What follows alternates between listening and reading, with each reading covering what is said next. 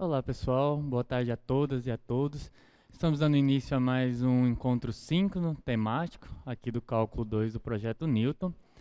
Bem, recomendações de sempre, usar o nome na sala Zoom, priorizar o chat para dúvidas, comentários pertinentes ao curso, tá bem? Estamos dando início aí ao último ciclo de atividades desse PL, né?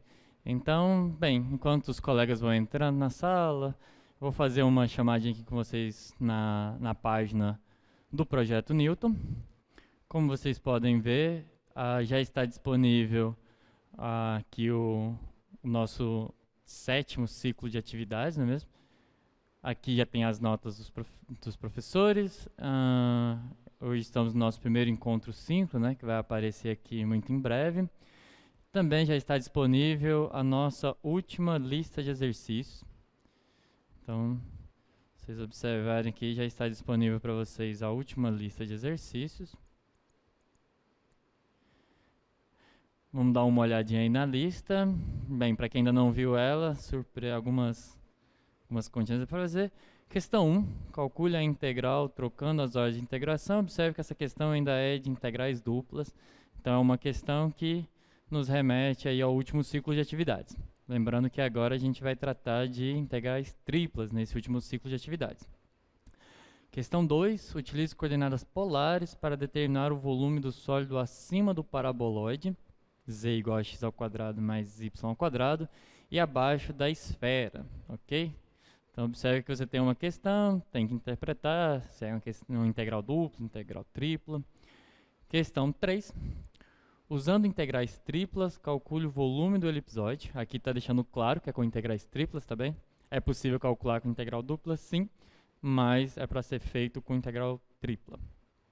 Calcule a integral tripla, aparece aqui uma integral, onde E é o conjunto limitado pelos cilindros parabólicos, dado por essas duas equações, e também pelos planos z igual a 0 e z igual a x mais y. Uma integralzinha tripla aqui. A gente já falou um pouquinho de integral tripla, né, na sexta-feira. Cálculo de volume na questão 4 e na questão 5 tem aqui uma região entre esferas acima de um cone. Então tem alguma mudança de coordenada aqui, tá bem? Que a gente vai ter umas coordenadas esféricas, é sobre isso que a gente vai falar. Então já está disponível também a lista de exercícios. E hoje vai ser disponibilizado, no final do dia, amanhã cedo, provavelmente hoje ainda, vai ser disponibilizado o roteiro de estudo dirigido e práticas de exercício. Novamente, a gente tem um roteiro semelhante àquele que foi feito nas vésperas da nossa primeira prova, tá? Então, ele é um roteiro de revisão, tem algumas questões associadas a conteúdos lá do ciclo 5, do ciclo 6, ciclo 7, tá bem? Então, tem um apanhado de questões que vocês vão ter que resolver num pequeno testezinho de alternativas. Tem todo um passo a passo de revisão, tá? Então, eu vou lembrar vocês, eu marquei alguns exemplos do livro, eu marquei equações importantes, qual que é a definição do jacobiano, onde você encontra o teorema de mudança de variáveis, onde que você encontra os conteúdos que precisam ser revisados para avaliação. Então, se vocês conseguirem executar, eu coloco lá uma revisão geral, tá, pessoal? A gente tem uma grande diversidade de alunos, tem alguns que acompanham o curso de uma forma bastante junto com as atividades síncronas, né? Aqueles alunos que conseguem estar de acordo conforme a disciplina vai sendo, o conteúdo vai sendo apresentado, nos encontros temáticos, ele vai acompanhando assim. E, obviamente, tem aqueles alunos que deixam o conteúdo mais acumulado e chega mais próximo da avaliação e tem que correr atrás de várias coisas. E tem aqueles que acompanham sincronamente, mas que, por um motivo ou outro, ficou com algum dos conteúdos para avaliação não muito bem trabalhados, não muito bem discutidos, sem uma compreensão tão clara. Então, por isso que eu faço esse passo a passo de revisão. Uso o livro porque ele tem um maior número de exercícios e exemplos que vocês possam procurar. As notas dos professores também já estão disponíveis, você pode entrar em todos os ciclos. Então, tudo que já foi apresentado, se você entra lá no ciclo, vai estar disponível.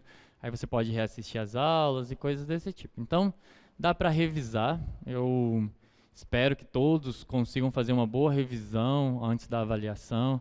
Essa é a nossa última avaliação e com maior peso, né? Essa avaliação tem um peso de 3,6 na nota final.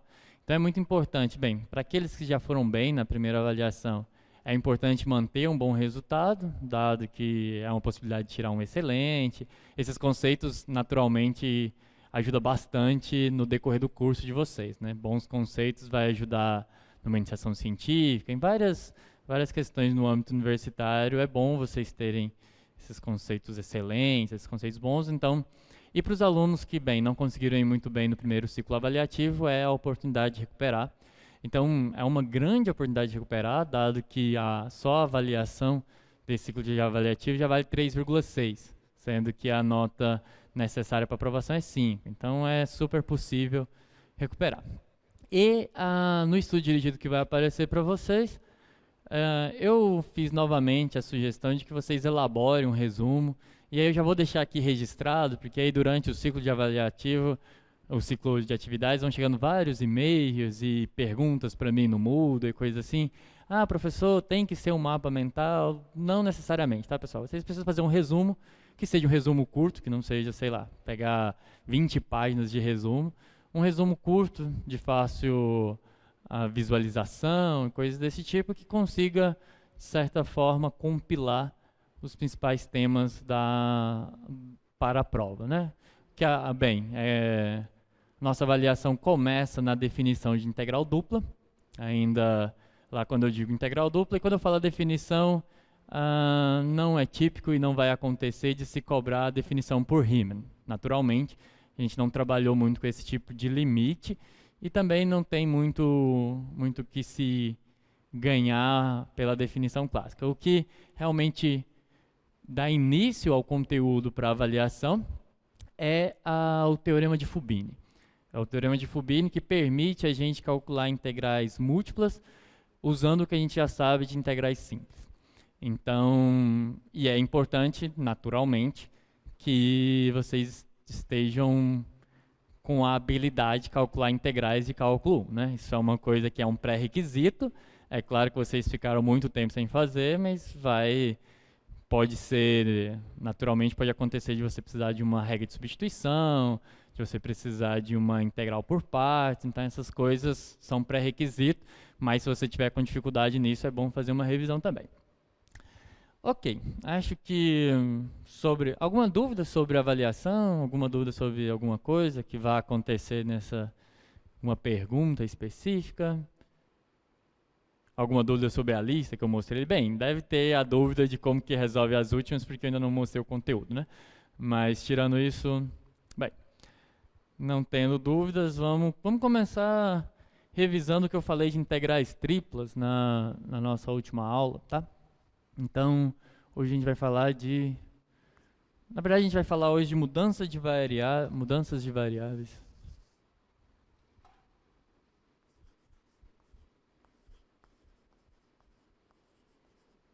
Mudanças de variáveis, mas eu vou começar revisando.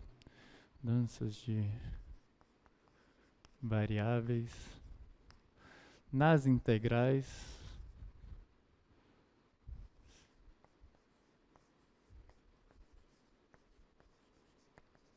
triplas. Mas para retomar um pouquinho antes, bem, eu disse para vocês que se a gente tem uma função f que vai de algum subconjunto do R3 em R, ela já é uma função que eu não consigo representar. Surgiu algumas perguntas aqui. Ainda serão apenas 3 questões. Precisa responder o questionário novamente. Se a prova vai ser presencial ou online. Tem algumas perguntas. Tá. Vamos lá. Quais que eu consigo te responder?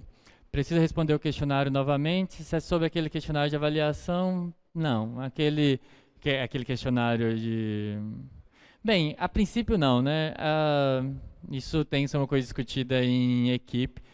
Aquele questionário ele se mostrou necessário exatamente para a gente entender um pouco de qual tinham sido as dificuldades, tanto em relação ao curso quanto à avaliação, né?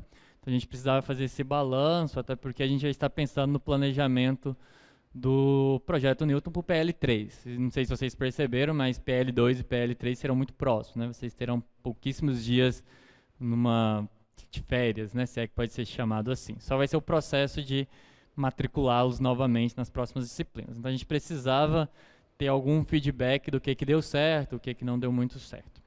Sobre o número de questões, bem, a partir dessa semana, especialmente a partir de hoje, a professora Juliana, que é a professora do Cálculo 1, mas o projeto Newton realmente é pensado por várias cabeças, isso não é só uma falácia, a gente senta e discute essas coisas. E aí a gente vai ter que colocar algumas questões em discussão. O número de questões é algo do tipo, sobre o presencial ou o online, isso é quase certo que sim, que tem os dois modelos. O modelo presencial, ele atende esse momento que a gente está vivendo, pelo fato de que a universidade já está em bandeiramento verde. Então, a universidade permite que a gente tenha essas atividades respeitando certos protocolos, mas presencial. Então, a gente deve ter a presencial. E a online, ela é necessária porque a gente ainda tem grupos de risco, a gente ainda está em um cenário de ensino remoto, então a gente não pode não fornecer esse tipo de avaliação. Tem alguns colegas que, inclusive, bem, por questões familiares e tudo mais, não estão em Belém. Então, não é possível que a gente vire para ele hoje e fale assim, não, ó, você vai ter que comprar uma passagem e tem que estar aqui na outra sexta-feira. Isso não é tão simples. Então, terá os dois modelos.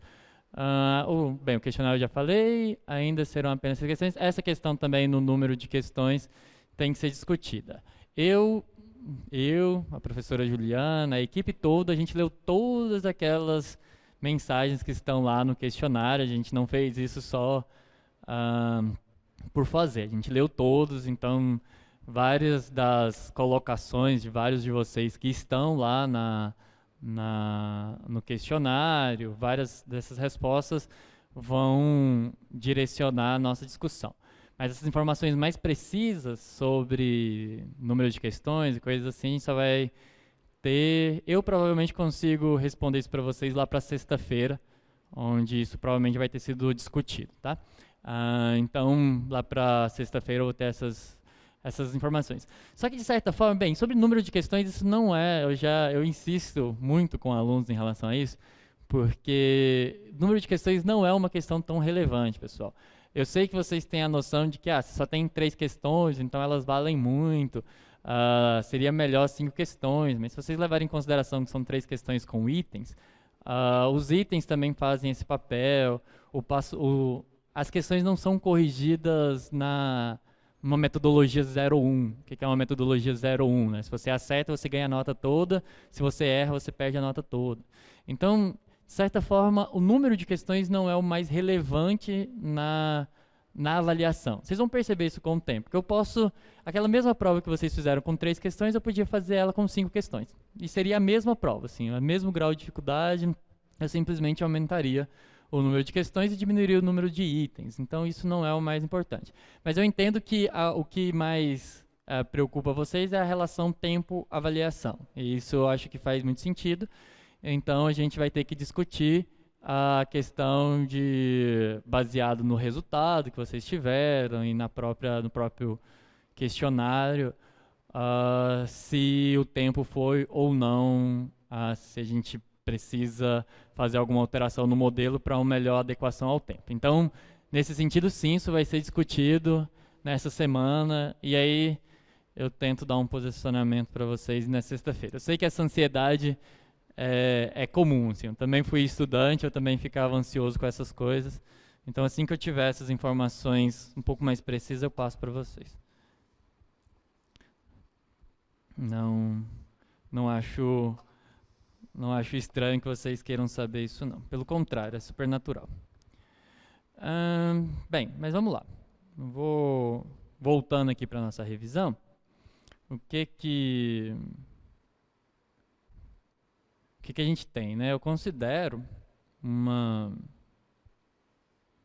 região. A princípio a gente começou com um paralelepípedo e só por ser mais fácil para o professor desenhar, eu estou colocando ele centrado na origem. Naturalmente não é necessário, tá? Deixa eu ver aqui. Bem, se você considera aqui um paralelepípedo,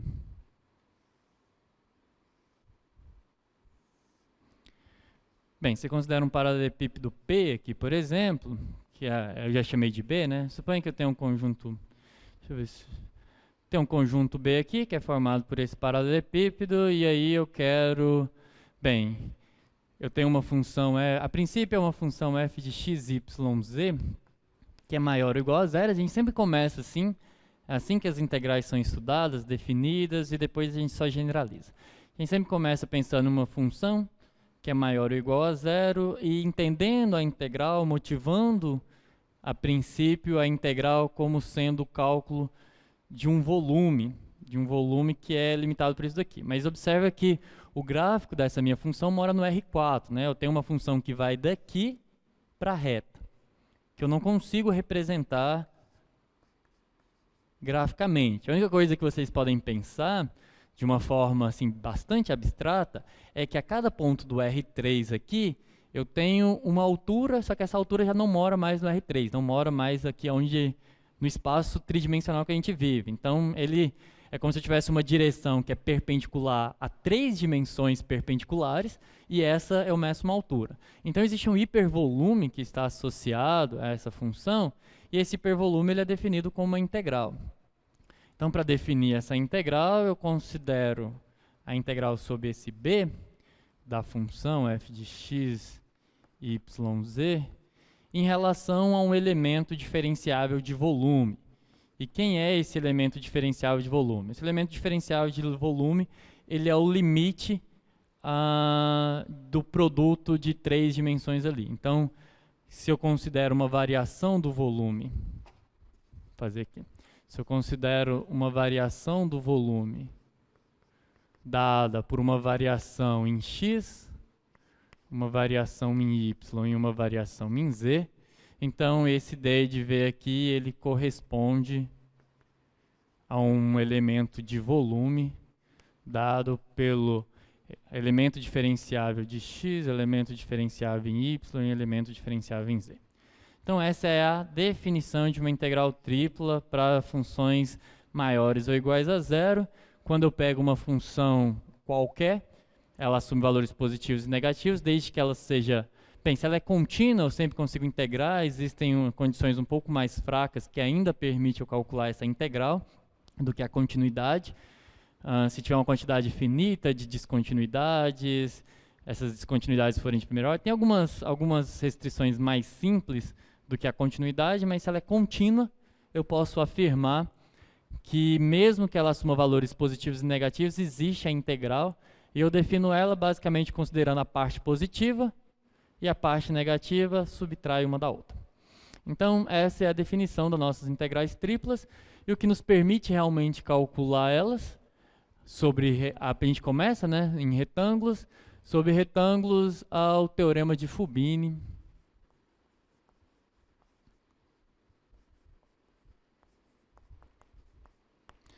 Diz pra gente, bem, tem algumas condições, eu não vou entrar muito nos detalhes teóricos, o que importa pra gente é que se essa função é contínua, então eu consigo calcular aquela integral fazendo a iteração sobre b, fazendo a iteração das integrais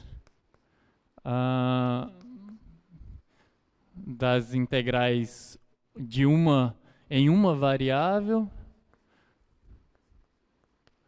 O teorema de Fubini me diz que, bem, se eu considero esse b como sendo o conjunto dos pontos x, y, z do R3, observa que lá eu coloquei um paralelepípedo, né? Então, esse x está entre um A e um B. o y está entre um C e um D, menor ou igual, ficou parecendo contido. E o D está entre, o Z está entre um E e um F. Tá? Nessas condições, o teorema de Fubini me diz que se essa função for contínua, basta que ela seja integrável em cada variável considerando as demais, eu posso fazer esse cálculo de forma inteirada. A integral de A até B, da integral de C a D, da integral de E a F, de F de x, y, z, dz, dy, dx, sendo que podemos alternar a ordem de integração.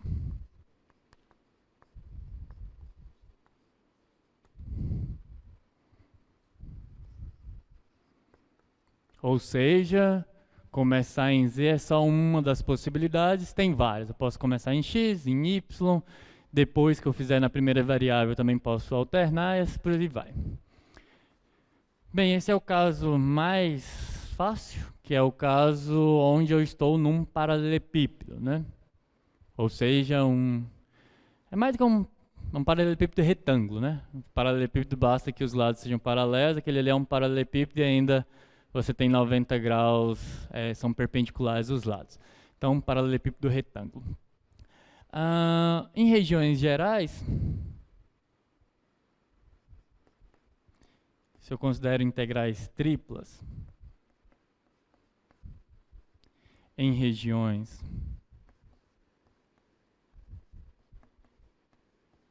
gerais, o que é uma região geral, né?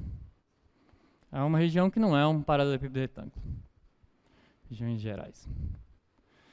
Pode, bem, você pensa num objeto qualquer aí, um feijãozinho. Ver se eu consigo fazer um desenho tridimensional aqui legalzinho. Considera aí um feijãozinho, tá?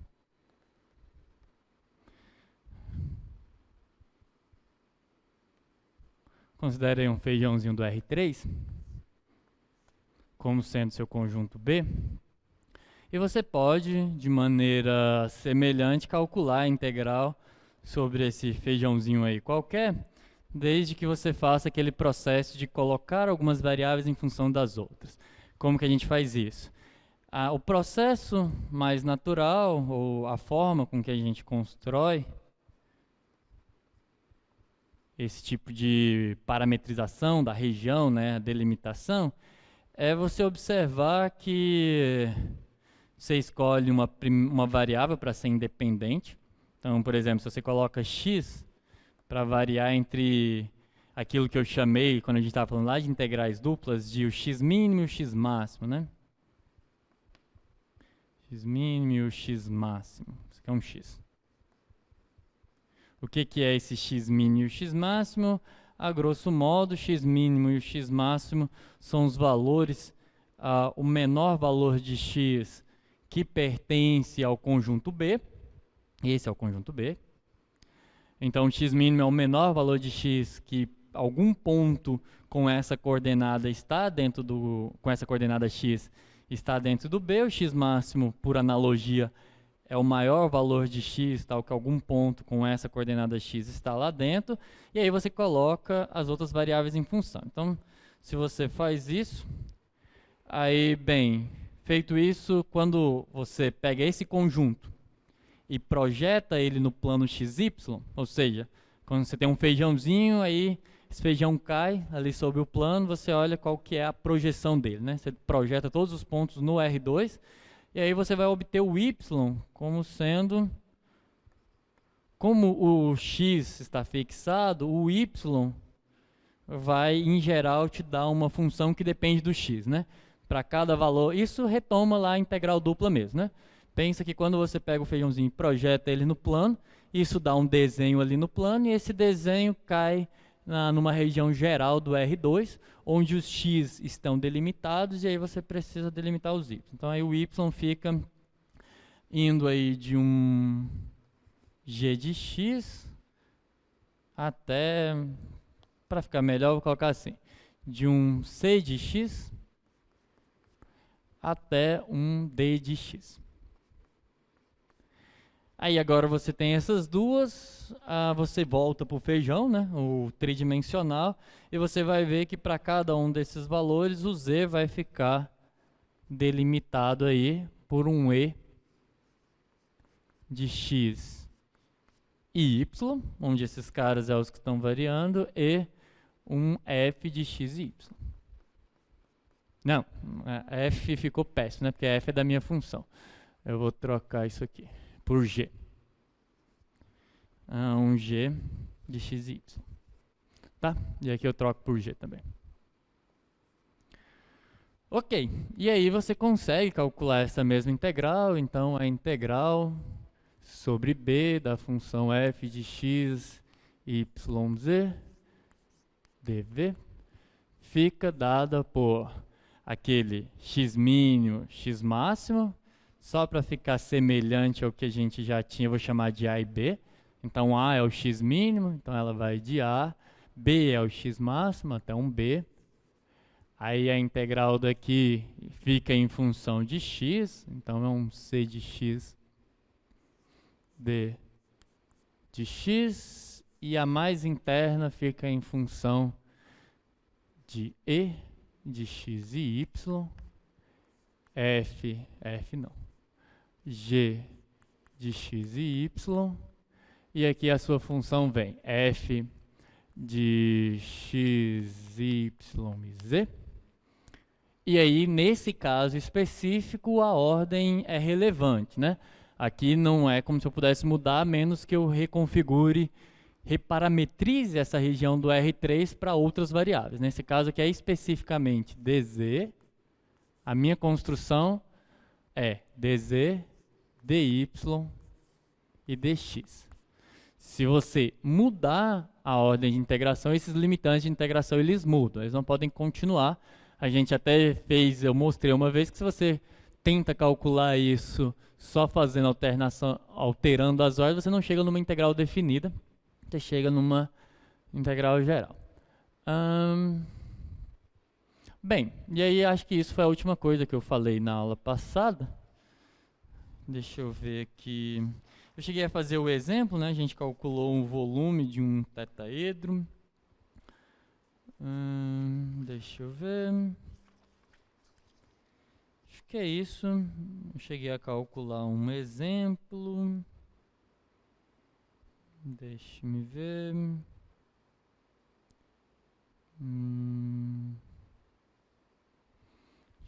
Acho que eu vou... Peraí. Como se fosse uma hierarquia, exato. Uma hierarquia onde essa integral fica em dependência das variáveis x e y, mas eu ainda vou passar por essas variáveis. Então, por isso que eu consigo, tá? Essa daqui, quando eu aplicar o teorema fundamental do cálculo, ela vai ficar, os limites de integração vão ficar em função de x e y. Só que o y está aqui, então eu vou acabar eliminando essa variável quando eu chegar aqui. E aí, por fim, eu vou ter uma integral que só depende de x, mas a minha última integral é em x. Então, eu vou ter, de fato, um número. Tá? Vou fazer um exemplo. Vou fazer um exemplozinho aí de integral tripla em região geral, antes de falar do teorema de mudança de variável. Exemplo bem simples e semelhante ao que eu fiz na aula passada, que é o seguinte, a integral tripla de z dv, onde E é o tetaedro, ele é o tetaedro sólido, né? O tetaedro com o interior, não só a superfície, tetaedro, limitado pelos planos x igual a 0, y igual a 0, z igual a 0, e x mais y mais z igual a 1. Então esse é a integral que eu quero calcular com vocês. Na aula passada eu fiz só um volume de um tetaedro, tá bem? Quanto maior o número de variáveis independentes, mais interna. Exato. Sim. E pessoal, bem, eu não, daqui para frente a gente vai ficar fazendo revisão, resolvendo exercício e tudo mais. Mas eu espero que tenha ficado muito claro, bastante evidente para todos vocês, que se eu fizer uma integral quádrupla ou quíntupla, as ideias são exatamente as mesmas, tá? A gente não fica fazendo isso porque fazer A2 e A3 tem interpretações geométricas, tem interpretações físicas muito imediatas, mas podem ter certeza que tanto na física, na engenharia como um todo, faz sentido eu calcular uma integral de ordem 5, de ordem 6. Na economia, geralmente, para estudar economia matematicamente falando, você trabalha com quantidades muito grandes de variáveis. Quando você não vê a economia simplesmente pelo achismo, quando você vai estudar a economia dadas as funções que modelam a economia, você cai facilmente em uma integral de 6, 7, várias, ou quantidade muito grande de variáveis. E pode sim ser interessante calcular uma integral de ordens maiores, e o teorema de Fubini vai ser o mesmo, dado o número de integrais, você vai poder alternar, regiões gerais funcionam da mesma forma, tudo isso é a mesma coisa, só que a gente não vai ficar... Até porque calcular uma integral quádrupla já bota mais um... E como a gente já começa no x na matemática, né? A gente não gosta muito de aumentar, porque se eu colocar mais uma, já vai o w e aí a gente fica sem letra. Então é um dos motivos plausíveis para parar por aí. Tá bem, então vamos entender qual que é essa região aqui.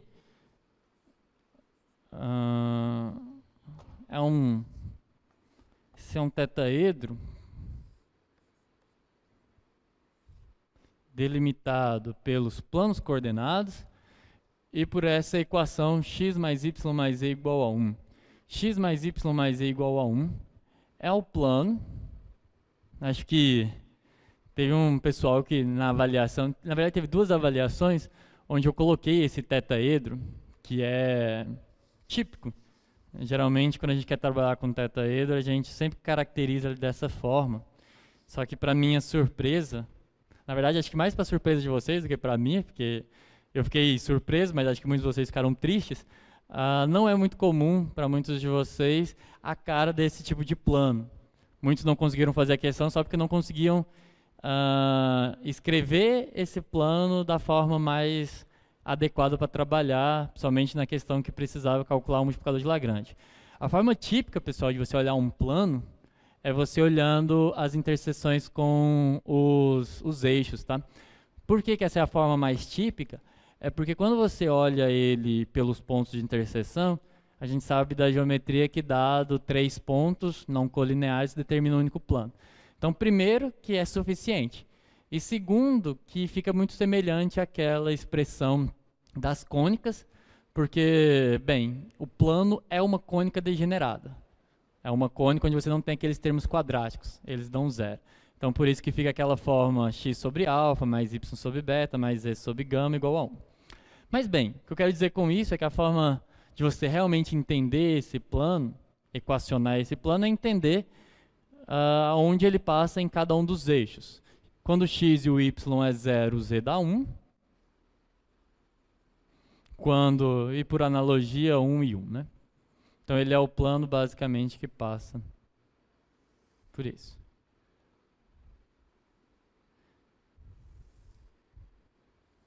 Então, ele é esse tetaedro aqui.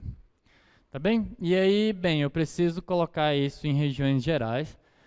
E, naturalmente, você pode escolher qual as variáveis que você vai colocar em função de qualquer coisa. Tanto geometricamente quanto algebricamente. Eu sou uma pessoa que trabalha melhor com as equações do que com a própria geometria, mas você pode encontrar a forma que lhe for mais adequada.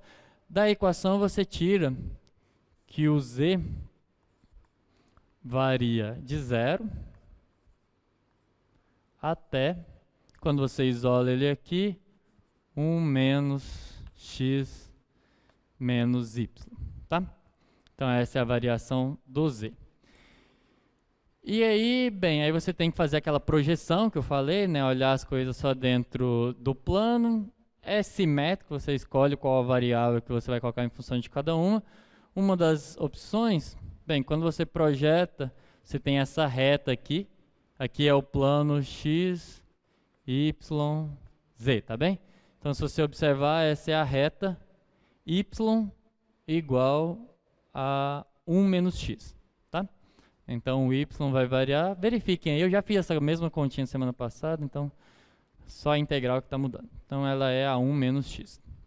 Só você observar que quando x é 0, isso dá o ponto 0, 1, que é esse aqui. E quando x é 1, isso dá o ponto 1, 0, que é esse daqui. E aí, bem, já entendeu como é que o x varia? Ele varia do 0 até o 1. Essa é a minha região de integração, ok? Então, a integral que a gente quer calcular,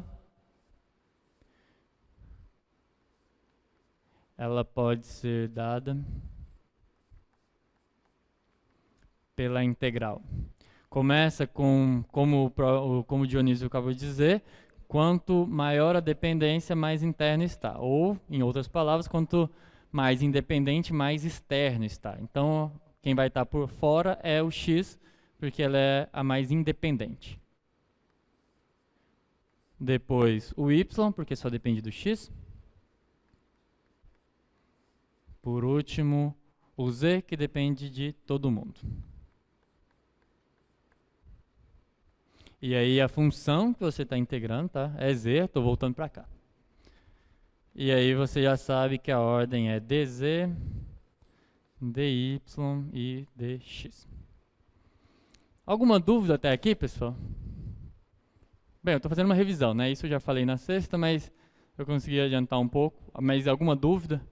Acho que hoje tem alguns colegas que não estavam na semana passada, então... Bem, não tendo dúvidas, vou continuar a integral. Se alguém... Eu tenho que dar um tempinho para vocês escreverem, né? Porque se a dúvida for grande, né? Tem que digitar. Mas podem escrever aí que eu vou olhando para trás de tempos em tempos. Tá, então posso continuar. Essa integral sobre o tetaedro de z dv é dada pela integral. Vou reescrever aqui para não ter que ficar voltando para lá.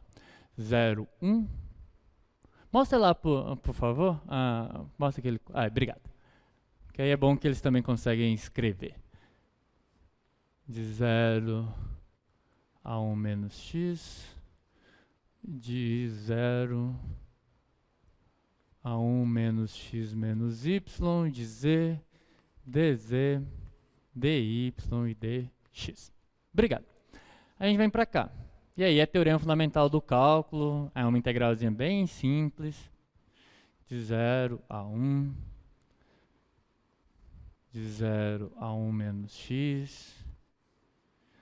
Aí tá. Aí aqui eu tenho que aplicar o teorema fundamental do cálculo. Quando eu integro z em relação a z, eu tenho z quadrado sobre 2. Então é z quadrado sobre 2, variando de 0 até 1 menos x menos y, dy, dx.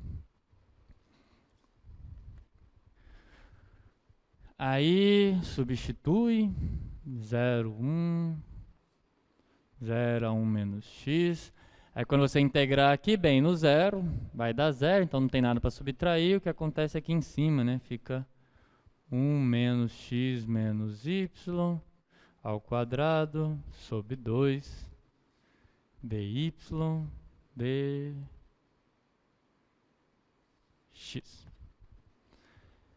Aí aqui você vai ter que abrir, vai ter que desenvolver esse quadrado, né? Tem gente que é muito bom de conta de cabeça e resolve isso de imediato. Eu vou ter que desenvolver aqui. Tô ficando velho, não dou conta mais de fazer essas coisas rápido. Isso dá 1 mais x ao quadrado mais y ao quadrado menos 2x menos 2y menos 2x e y. Me corrijam, se eu encontrar algum erro aí, vocês me corrigem. Sobre 2. dx. Opa! Tá faltando algumas coisas, né? Eu só estou desenvolvendo, eu ainda não tirei a integral não. Então ainda tem a integral de 0 a 1. Como é que eu sei que eu estou errado? Porque tem y e eu já estava indo para o dx, né? Então, obviamente, eu esqueci alguém.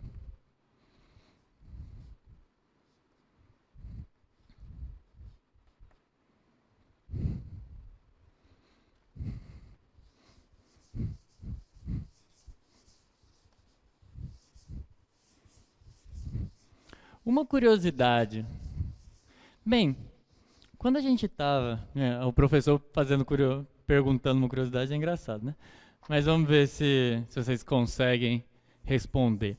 Quando a gente está no cálculo 1 e calcula uma integral, eu sempre falo para meus alunos que a vantagem das integrais em relação às derivadas é porque as integrais você consegue testar se elas estão corretas, né? De uma forma relativamente rápida. Consegue fazer uma conta mental quase e verificar se a sua integral está correta. Bem, como é que você faz para verificar? Não seria obrigado, porque tem menos aqui e menos aqui. Está correto.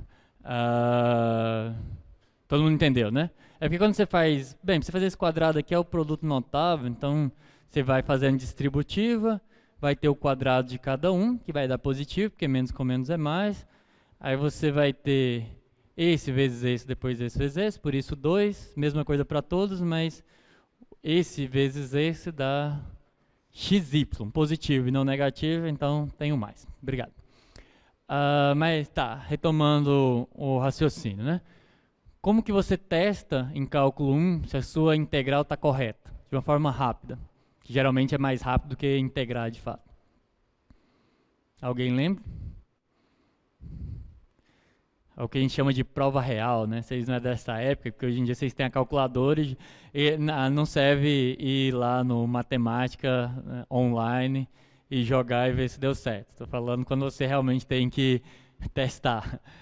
Em geral, hoje em dia até eu faço assim, né? Se eu quero saber se a integral está correta, eu jogo no computador e ele me diz se está certo ou não. Mas supondo que a gente não vá usar o computador, como que você testa se a sua integral está correta? Derivando, né? E, bem, funciona super bem, né? Porque geralmente derivar é bem mais simples do que integrar. É uma continha que às vezes você nem precisa realmente fazer no papel, você faz de cabeça, você deriva e vê se volta. Como que você verifica se uma integral...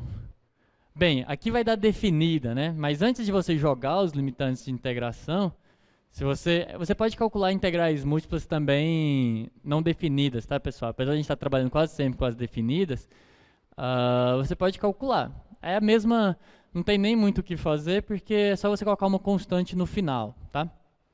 Você pode pegar uma integral múltipla e integrar em cada uma das variáveis sem colocar limites de integração, e no final você vai chegar num tipo de primitiva, que é essa primitiva se você jogar os limitantes de integração para uma região retangular, não vai dar certo em regiões gerais, mas se você estiver numa região retangular, você vai ter uma integral em uma função em 3 variáveis, que se você jogar funciona. E também tem como, tá? Se você lembrar do teorema de Clay-Rowe, teorema de Clay-Rowe-Schwartz, ele te diz que se você, bem, essas funções são contínuas, então você integra, você pode fazer a mesma coisa. Você pode voltar, deriva em x, bem, se para integrar você integra em z, y e x, você pode, deriva uma vez em x, deriva uma vez em y, deriva uma vez em z, você vai voltar. Essa daqui não vai dar certo porque ela é uma derivada definida. A gente trabalha mais com as definidas, porque a gente está interessado nas aplicações, né? Volume, massa, essas coisas. Mas você pode calcular essas integrais indefinidas e vai funcionar sempre que você estiver em regiões retangulares. Então também funciona a derivação quando você calcula ela de forma indefinida. Tá bem? Só para uma coisa que eu acho que eu não tinha falado antes, eu acho que num estudo dirigido eu coloquei lá uma questão que mostra essa relação do teorema de Clay-Rowe-Schwartz. Para quem não lembra, o teorema de Clay-Rowe é aquele que as derivadas parciais mistas comutam, tá?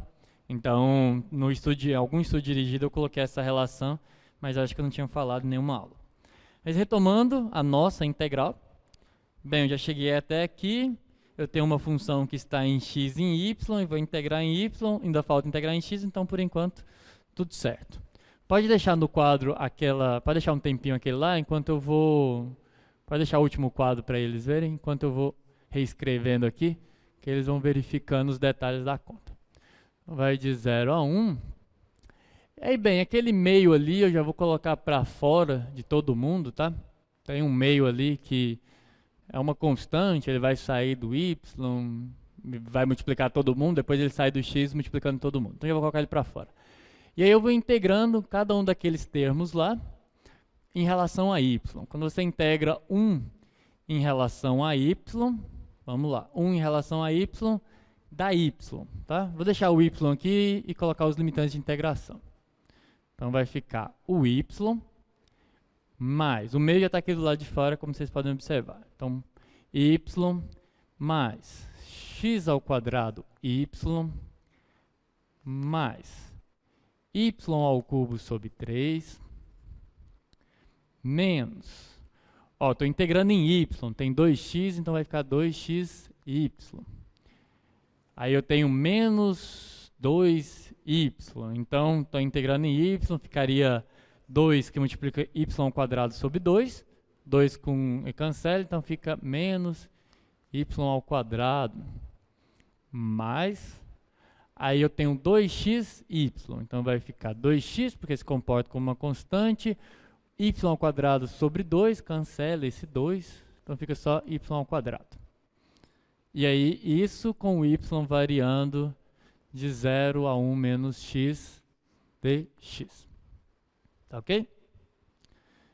Então, continuando, bem, agora eu faço as substituições. Limite superior é inferior, o limite inferior é 0, então não contribui com nada. Só preciso ir aplicando em cima. Então vai ficar 1 menos x mais x ao quadrado que multiplica 1 menos x mais 1 menos x ao cubo sobre 3 menos 2x que multiplica 1 menos x menos 1 menos x ao quadrado mais x que multiplica 1 menos x ao quadrado dx. Claro que eu poderia parar por aqui, né? Na verdade eu poderia ter parado até antes, mas eu vou fazer essa até o final com vocês. Acho que eu fiz poucas integrais, que eu realmente fiz a conta inteira. Então vamos lá. Dá para juntar um monte de coisa que cancela, mas é muito mais fácil eu fazer atribuições, até porque eu vou atribuir no 1 e no 0. Então, eu já escrevi ele longo desse jeito, eu não vou sair aqui agrupando termo a termo para integrar. Vou integrar cada um deles separadamente e aplicar no 1, tá? Na verdade, é mais fácil do que eu agrupar os termos. Não tem ganho nenhum em simplificar essa expressão. Então vai ficar, estou integrando em x, obviamente, só tem x aqui. Fica x menos x quadrado sobre 2 mais... tá, algumas coisas eu vou ter que desenvolver, querendo ou não, né? Tá, aqui eu tenho x ao cubo, x ao quadrado menos x ao cubo. Então, do x ao quadrado fica x ao cubo sobre 3, menos x ao cubo, então menos x à quarta sobre 4, mais. Esse daqui eu posso fazer por substituição, tá? Essa daqui dá para fazer por substituição. Então, se você faz a substituição rápida aqui de cabeça, você vai observar que fica um menos, né? Então, o mais se torna menos, e aí eu chamo de u esse 1 menos x, então vai ficar 1 menos x à quarta sobre 4, mas eu já tinha um 3, então sobre 12, tá bem? Se alguém não entender alguma coisa aqui, sim. Tem que fazer a conta toda, porque na prova tem que fazer a conta toda, concordo. Então, continuando aqui, tem um menos 2x, quando eu integro vai ficar x quadrado, tem um mais 2x², quando eu integro fica mais 2x ao cubo sobre 3. Aí aqui eu posso fazer de novo a substituição, só para não ter que abrir esse produto notável aqui, tá? Foi por isso que eu fiz lá também. Se você faz aqui de novo por substituição, você observa que tem um menos aqui, que vai cancelar esse menos quando você fizer a substituição, então vai ficar mais 1 menos x ao cubo sobre 3. E esse daqui que a gente inclusive já... Não, a gente calculou uma parecida. Bem, aqui fica um pouco difícil de fazer direto, porque se eu fizer a substituição, dá problema que tem um x aqui. Aqui não vai ter jeito, eu vou ter que desenvolver esse produto para ficar mais simples. Então, quando você abre esse quadrado da diferença aqui, vai ficar x vezes 1, que vai dar x² sobre 2. Aí vai ter um menos 2x, que vezes x vai dar menos 2x ao quadrado, então menos 2x ao cubo sobre 3. E por último vai ter um x ao quadrado, que vezes x vai dar x ao cubo, então vai ficar x² sobre 4. Isso de 0 a 1. Como eu disse, é melhor, porque agora você só vai colocando 1 aí e vai dar um resultado. Então isso é meio que multiplica 1 menos 1 sobre 2, mais 1 sobre 3, menos 1 sobre 4. Aqui é no 1, então dá... Espera que tem um problema. Deixa eu ver. Ah, tá, não tem problema, tá, pessoal? Eu fiz a substituição, só para chamar a atenção para um detalhezinho aqui, e é bom que a gente vai revisando integrais de cálculo 1, né? Eu fiz a substituição, e quando a gente faz substituição integral definida, a gente tem que mudar os limites de integração a princípio. Mas observa que eu não deixei na variável que eu mudei. A variável que eu mudei era a variável u, tá bem? E u era 1 menos x. Então, se eu deixasse em u, isso aqui teria que mudar. Mas aí eu integrei em u e voltei para as variáveis x. Então, está correto esses os limites de integração mesmo, porque eu voltei para x. Se você faz uma substituição e não volta, aí você tem que calcular na nova. Então, como é no zero, vai dar... Só que aí eu vou ter que... Essas daqui eu vou ter que calcular no zero, né? Porque no zero vai dar diferente de zero. Mas no 1, isso daqui dá zero, tá? Então não aparece nada. Aí vai ficar menos 1. Então esse aqui deu 0 no 1, tá? Mais 2 sobre 3. No 1, essa daqui também dá 0. Então não aparece. Aí aqui fica mais 1 sobre 2. Menos 2 sobre 3. Mais 1 sobre 4. E aí tem algumas parcelas que eu tenho que calcular no zero, que são exatamente essas duas. Todas as outras no zero dá zero, essas duas dá diferente de zero. Essa daqui no zero vai dar menos 1 sobre 12, porque é 1 menos 0, né? E essa daqui no zero vai dar mais 1 sobre 3. E tá, eu não vou somar essas frações, obviamente. Na prova, isso aí também não precisa não, tá? Se deixar esse número aí lá na prova, eu considero correto. Não precisa fazer essa conta não. Dá para cancelar um monte de coisa aí, é porque não tem muito que se ganhe em fazer isso não. Isso aqui vai embora com isso. Esse daqui vai embora com esse. Aquele 1/3 com esse. Esse daqui vai embora com esse. Tem um monte de coisa aqui que cancela. A gente faça uma continha aí, tá bem? Eu vou ir para o teorema fundamental do cálculo. Todo mundo entendeu? Os do zero não teriam sinais trocados? Tem. Obrigado. Então, algumas coisas que eu cancelei aí não se cancela, não. No zero é com menos, né? Então, vamos lá. Deixa eu ver se eu fiz. É essa função menos troca o sinal. Essa aqui é positiva, essa aqui é negativa. Vocês estão espertos, vocês estão bons de conta. É isso mesmo. Todo mundo entendeu o comentário do colega? É porque quando eu calculo no zero, o teorema fundamental do cálculo seria isso menos isso daqui no zero. Então, o menos com o menos ia cancelar esse sinal, ia ficar positivo aqui e negativo aqui. Obrigado, Lucas Borges Maia. Eu gosto desses alunos atenciosos. Todo mundo entendeu, pessoal? A continha? Que está aqui atrás de mim. Deixa eu deixar pode deixar no quadro aí um pouquinho, que às vezes eles estão copiando. Pode deixar no quadro essa conta. Acho que está Eu gosto de fazer as continhas no quadro. Bem, eu tenho ela resolvida, né? Mas eu gosto de resolver com vocês, até para vocês entenderem os passos a passo. Porque às vezes quando a gente só vai... Quando eu pego o escrito e vou escrevendo tudo, às vezes fica um pouco na minha opinião, fica um pouco mais difícil vocês entenderem o que eu estou fazendo. Então eu prefiro ir fazendo a conta, porque conforme eu vou fazendo, eu vou explicando o que eu estou fazendo.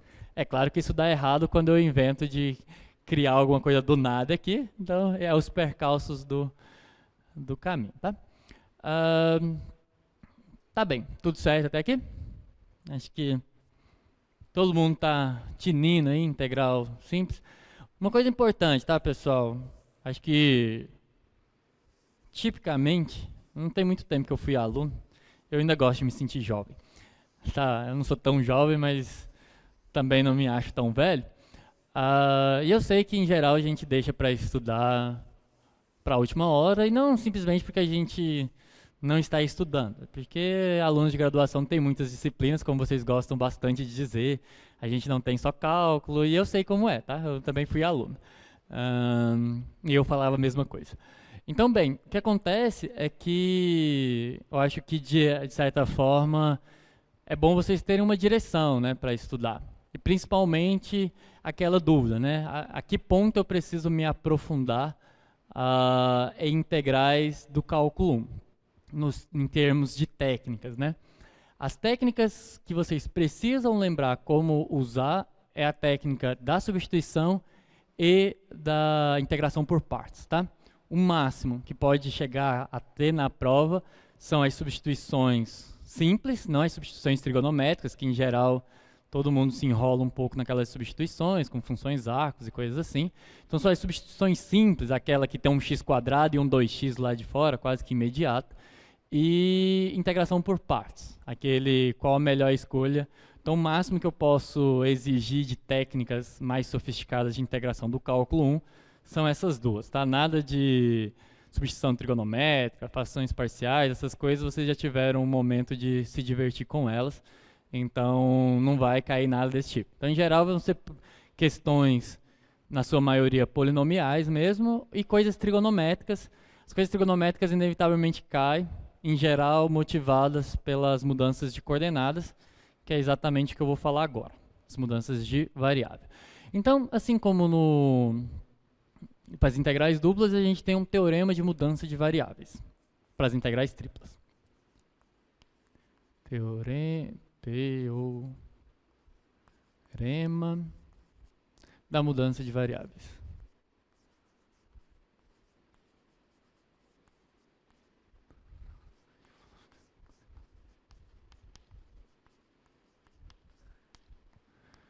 Teorema da mudança de variáveis para integrais triplas. Fica um título muito grande, tá? Vou escrever assim, 3D. Para variáveis 3D. Tudo bem. A gente tem algumas coisas associadas. Primeiro é o jacobiano. Primeiro, o que é uma mudança de variável aqui? Então, vamos começar com a mudança de variável em si. Então, o teorema eu não vou colocar o enunciado, eu primeiro vou colocar os elementos, e depois eu resumo para vocês o que ele diz. Então, primeiro a gente tem uma mudança de variáveis. Mudança de variáveis.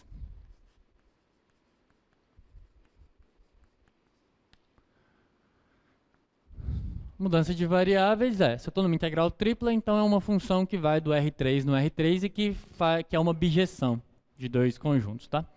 Então, você tem uma T que vai de um conjunto P do R3 no R3, não é o R3 todo, é claro, mas quando você está definindo uma função, o contradomínio, a função não precisa ser sobrejetiva, tá? Para fazer sentido. Então, eu não preciso especificar quem que é a imagem a princípio. Que pega aqui pontos x, y e z. E, bem, a mudança de variável, você pode olhar como você achar mais... Deixa eu pensar, aqui está em... Então, você tem U, V e W aqui, tá? E aí você associa isso a um x de U, V e W, Y de U, V e W, e Z de U, V e W. Bem análogo à mudança de variável de duas variáveis, né? Porque lá você tinha U e V, X e Y, agora se você tem X, Y, Z, você vai precisar de 3 variáveis no pré-domínio também. Tá? Ela tem que ser de classe C1.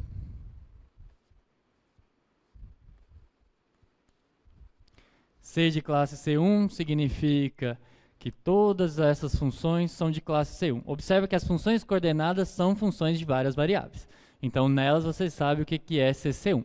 A x é C1, significa que as derivadas parciais de x em relação a u, v e w existem e são contínuas em todos os pontos. A y é uma função de 3 variáveis. CC1 significa que as derivadas parciais de y em relação a cada uma das variáveis existem e são contínuas. A mesma coisa em relação a z. De classe C1, bijeção, tá? Tem que ser uma bijeção para ser de fato uma mudança de variável. Você quer uma relação biunívoca entre os pontos do B e os pontos do T de B. Então, ela é uma forma de, por exemplo, a gente vai ver nas coordenadas esféricas que eu posso transformar, por exemplo, um paralelepípedo existe uma mudança de variáveis que transforma um paralelepípedo numa esfera, que é as coordenadas esféricas, tá? Bem, seria mais interessante se eu tivesse pelo menos deixado o mesmo tamanho.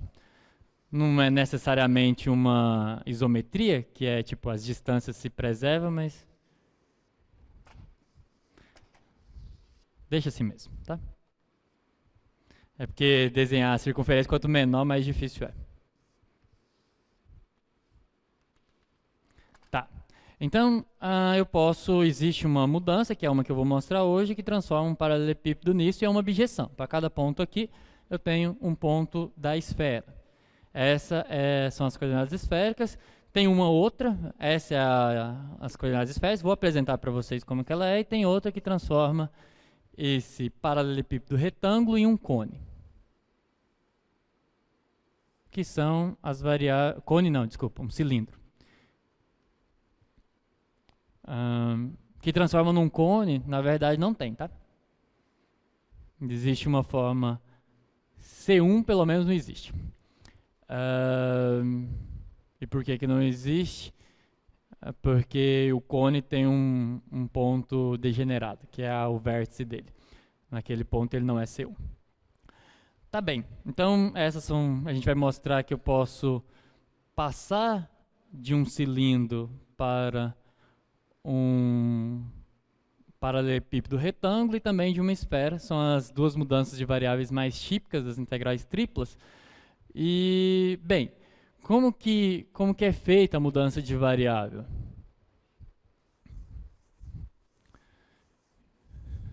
O que acontece é que nas condições daquela T existir e ser de classe C1, o teorema da mudança de variáveis, ele basicamente diz para a gente o seguinte, que integrar sobre T de B uma função f de x, y, z, definida sobre o B, né, dv. E aqui, só para ficar mais claro, eu vou usar o dx, dy, dz, ou seja, as coordenadas retangulares. É equivalente, não vou provar, tá? A ideia é a mesma, é uma generalização lá da substituição do cálculo 1, tá? Eu consigo mostrar que essa integral sobre a imagem da mudança de variável é igual à integral tripla sobre a b da f de x, de u, v, w, vamos ver se vai caber, y, de u, v, w, vou precisar de um pouquinho mais de espaço só para ficar mais organizado. Tá? Começar do começo do quadro, que é grande. Teorema da mudança de variáveis. Ele diz que a integral sobre a imagem de f de x, y, z, dx, dy, dz é dada pela integral tripla sobre b de f de x de u, v e w. Dizer que é x de u, v e w significa que na prática essa função é de u, v e w, tá, pessoal? Por isso, isso é o maior erro quando geralmente vocês vão resolver integrais por mudança de variável. É tentar usar o teorema de mudança de variável e não mudar as coordenadas aqui. O que eu estou querendo dizer é que essa f vai ser aplicada nos u, v e w. No caso específico das esféricas e das polares, eu vou exemplificar isso. U, v e w, z de u, v e w. E aí aqui vai aparecer o módulo do jacobiano. O jacobiano é aquele determinante de x, y, z, u, v, w. Em módulo, tá? E aí aqui vai ficar então du, dv, dw. E quem é esse jacobiano? dx, y, z, du, v, w é a matriz. Bem, eu disse, e aí de novo também não faz diferença. Se você olhar para a transposta ainda vai estar correto, tá? Mas eu habitualmente escrevo derivada parcial de x em relação a u, derivada parcial de x em relação a v. O módulo vai fazer com que não tenha diferença, tá? Se você mudar, se você considerar a matriz transposta. Derivada parcial em relação a u, a v e a w. Aí na segunda coluna, derivada parcial em relação do y em relação a u, do y em relação a v, do y em relação ao w. Derivada parcial de z em relação a u, de z em relação a v e de z em relação a w. Esse é, vamos lá, esse é o, bem, isso aqui é a matriz, né? Faltou o sinal de determinante aqui. O jacobiano é o determinante. As nomenclaturas são as seguintes. Essa matriz, ela é chamada de matriz jacobiana, tá bem? Essa matriz é a matriz jacobiana e ela é que faz o papel de derivada, tá? Se vocês fossem estudar o cálculo de várias variáveis a várias variáveis, que é diferente, né? A gente passou um ciclo de atividades falando de integrais de uma variável a várias variáveis, que são as funções vetoriais, que era muito parecido com as funções de R, né? Aí depois a gente passou o curso todo falando das funções que são de várias variáveis a um valor real, que são essas que a gente está estudando.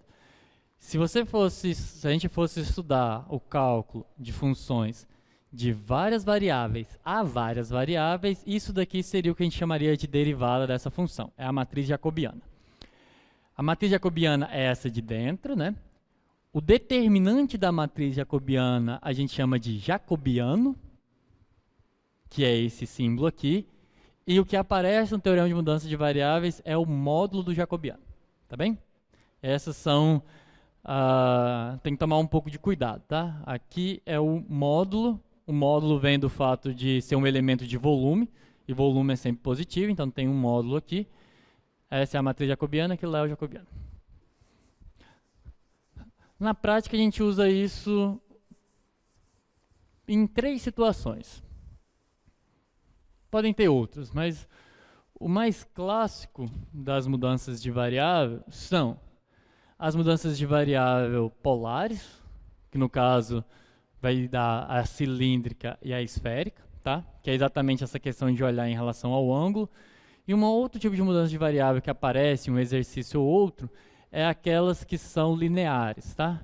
O que é ser linear? Significa que u depende linearmente, x depende linearmente de u, v e w, a mesma coisa o y e o z, tá? E aí nesse caso a matriz que a gente obtém é exatamente a matriz desses coeficientes aí. Mas eu vou usar ele para descrever para vocês, apresentar para vocês duas mudanças de variável mais típicas. Hoje eu vou fazer essa parte mais teórica, vai ficar um pouco denso, naturalmente, e aí a gente vai ficar fazendo alguns exercícios. Então na sexta eu vou fazer exercícios de coordenadas cilíndricas, de coordenadas esféricas, mas antes eu quero mostrar como é que fica esses dois tipos de mudança de variável. A primeira são as coordenadas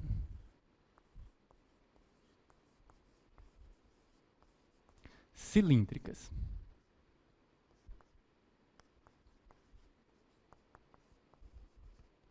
As coordenadas cilíndricas, que eu disse que é você transformar um paralelepípedo em um cilindro, ela é basicamente você colocar as coordenadas polares em duas variáveis e deixar a outra livre. Por isso que é um cilindro, tá?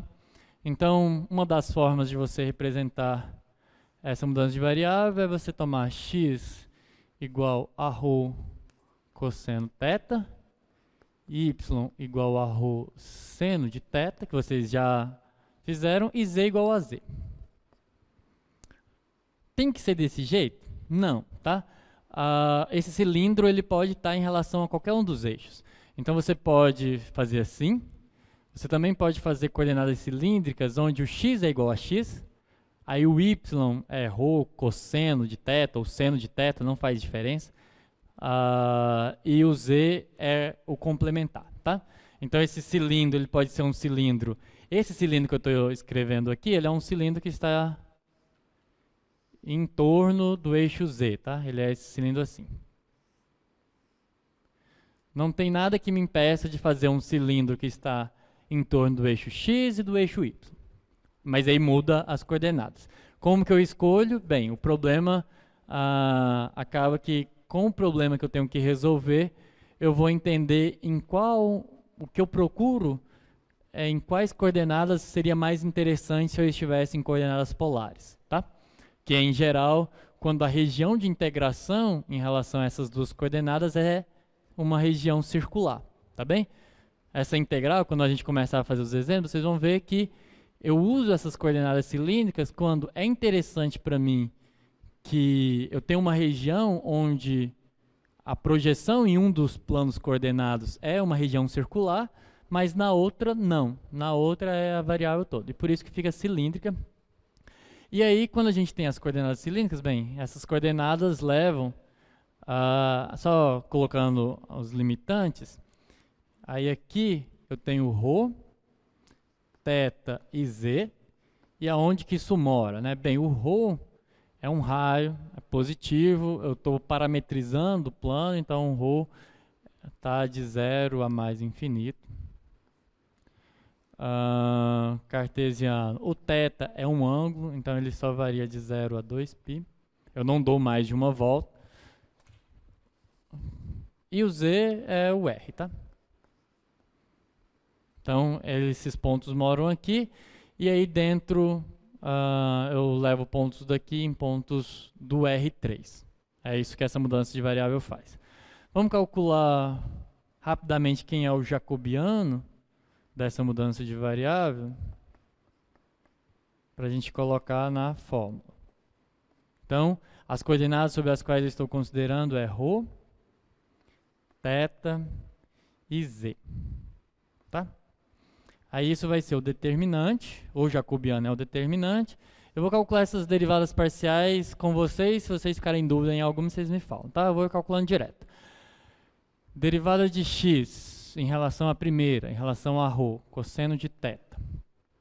Derivada de x em relação à segunda, que é o θ, vai dar menos ρ seno de θ, né? Estou derivando cosseno. Nem precisa ficar tão grudado assim.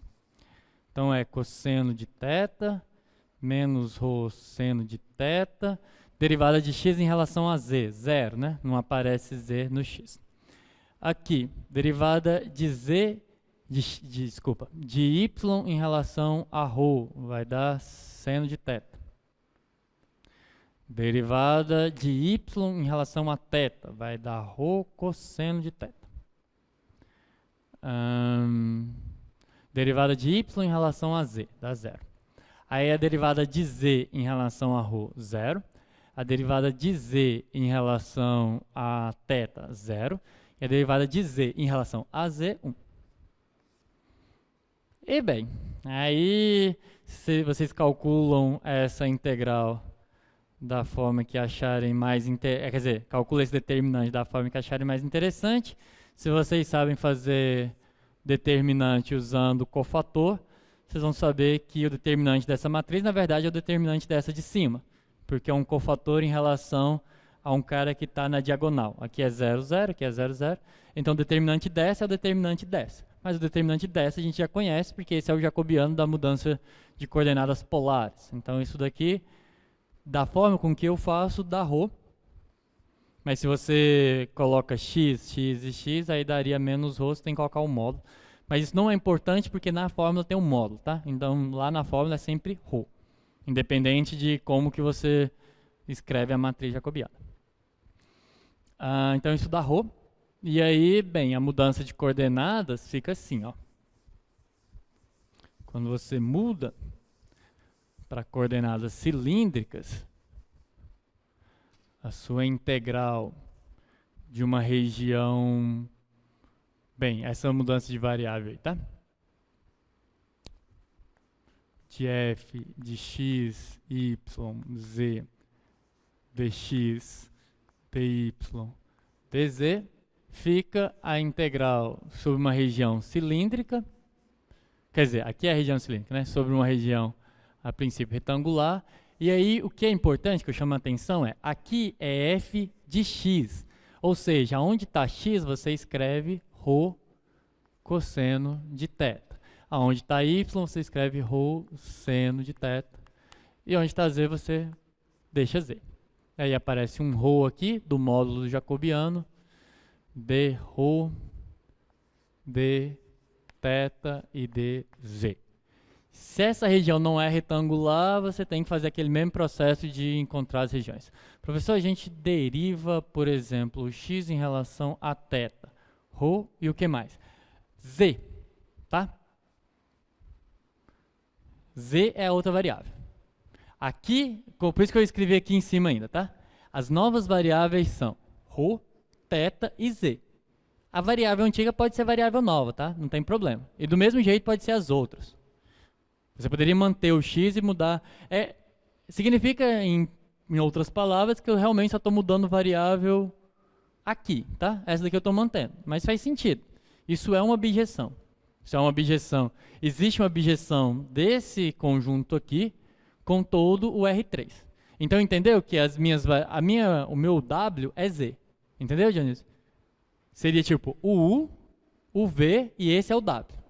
Então, eu derivei, por isso que aqui ficou 0 e 0. Porque eu derivei em relação a ρ, a θ e a z. Só que não tem z aqui e não tem z aqui. Por isso que não aparece nada e fica 0 embaixo. Mas em compensação, no z não tem nem ρ e nem θ. Então, por isso que é 0, 0. E a derivada de z em relação a z é 1. Por isso que apareceu esse 1 aqui embaixo. Deixa eu ver a outra pergunta. Pode mostrar o quadro 3? Pode sim. Não, eu vou voltar para lá, inclusive. Eu só estava explicando. Então, fica assim, tá? Essa é a mudança de variáveis para coordenadas cilíndricas. Vou fazer um... Eu quero mostrar as duas. Vai dar tempo. Eu vou começar com um exemplo simples, tá? De mudança de variável. Eu vou fazer mais exemplos, mas eu quero fazer pelo menos um simplesinho para a gente conseguir fazer as duas mudanças de variável para a gente já comparar com o teorema de mudança de variável. Mas eu faço um exemplo rápido sobre essa mudança. Os exemplos mais simples são sempre calcular o volume dos objetos para os quais eu estou mudando, tá? Então vamos considerar um cilindro. Vou pegar um cilindro definido por z entre 0 e 2. E aí eu vou colocar o x ao quadrado mais o y ao quadrado igual a 2. 2 não, a 1, tá? Para ficar bem facinho a conta. Então, pessoal, tá, não foi outra pergunta. Isso é um cilindro, tá? Como é que esse cilindro é? Ele é um cilindro que a base dele é a circunferência de raio 1. Tá ruim o desenho, peraí.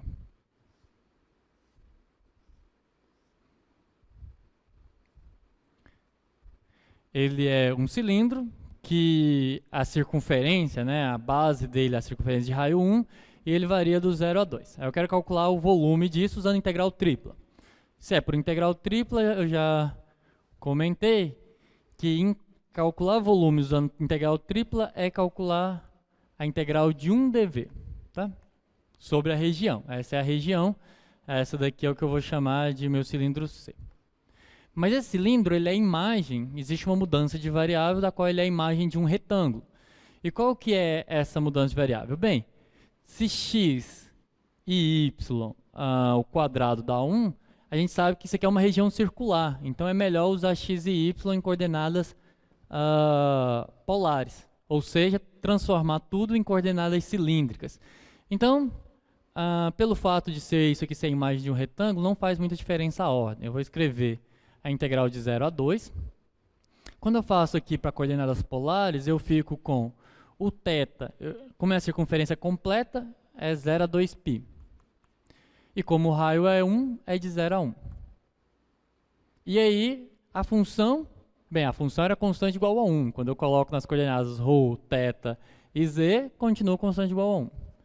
Mas vem o módulo jacobiano, então aqui tem que ter um ρ. dρ, dθ, dz. Aí para calcular esse volume, bem, teorema de Fubini é igual, o corolário também é igual. Então isso aqui se escreve como produto de três integrais simples, que é a integral de 0 a 2 do dz, vezes a integral do 0 a 2π do dθ, vezes a integral de 0 a 1 de ρ dρ. Aí, bem, isso daqui dá 2, que multiplica... Estou calculando direto, tá? Isso aqui é 1, então 2 θ, e ρ quadrado sobre 2, de 0 a 1, então 1 sobre 2, né?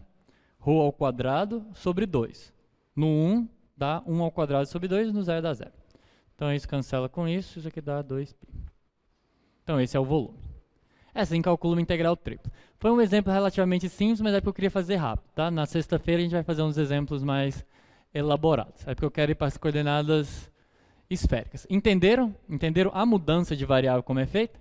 É claro que tem exercícios complicados. Pode mostrar o... Ah, tá. Toda hora eu leio a mesma frase.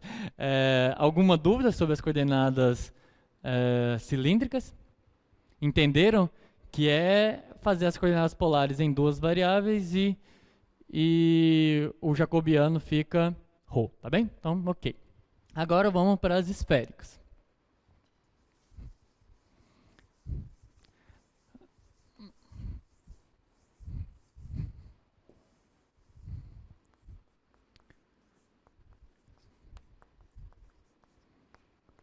Bem, o que é as coordenadas esféricas? É você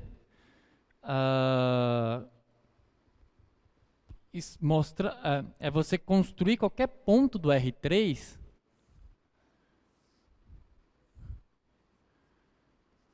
em coordenadas que é como se você olhasse em que esfera que isso está contido, tá bem? Então, como que isso é feito na prática? Você pega um ponto aqui, pegar um ponto aqui embaixo, tá? Só para ficar mais fácil o desenho. Pega esse ponto P aqui. Esse ponto, pensa que ele está abaixo do plano, tá? Aqui tem um plano aqui. Esse ponto está abaixo. Quando você olha para a coordenada Z dele, ela está aqui, tá? Aqui embaixo. A primeira coisa é um pouco mais imediato, né? Esse ponto P ele tem uma distância à origem, tá? Se você considera a distância de P à origem, Isso é o que a gente vai chamar de ρ. De novo, é como se fosse a generalização das coordenadas polares. Então, só que entenda que nas coordenadas esféricas, ρ é a distância do ponto à origem. Nas coordenadas cilíndricas, ρ é a distância só da projeção, tá? Do x e o y. Você projeta o x e o y e você vai ter essas coordenadas. Então aqui, ρ é a distância mesmo à origem. Por isso que é coordenadas esféricas, tá? Quando você olhar aqui no plano, bem, existe um vetor aqui, deixa eu até fazer de branco. Bem, existe um triângulo retângulo.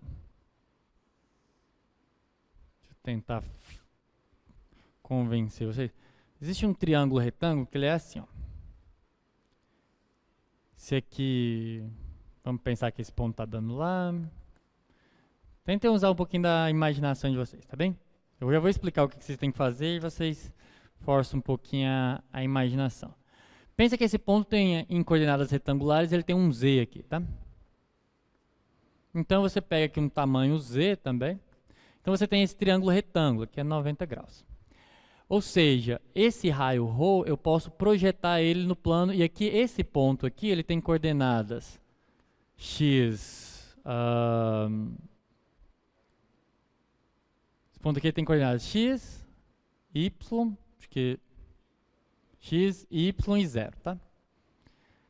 Essa é a projeção desse segmento no plano XY. Você forma esse triângulo retângulo, é x, y e 0.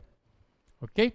Isso porque tem um paralelepípedo aqui retangular formado por esse vértice, esse x, y e z.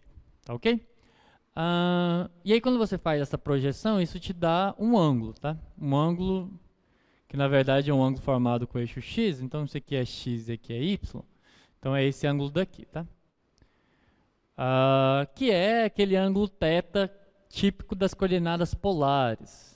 Ele é o ângulo que essa projeção forma com o eixo x aqui. Então você vai ter esse θ. Então você tem θ.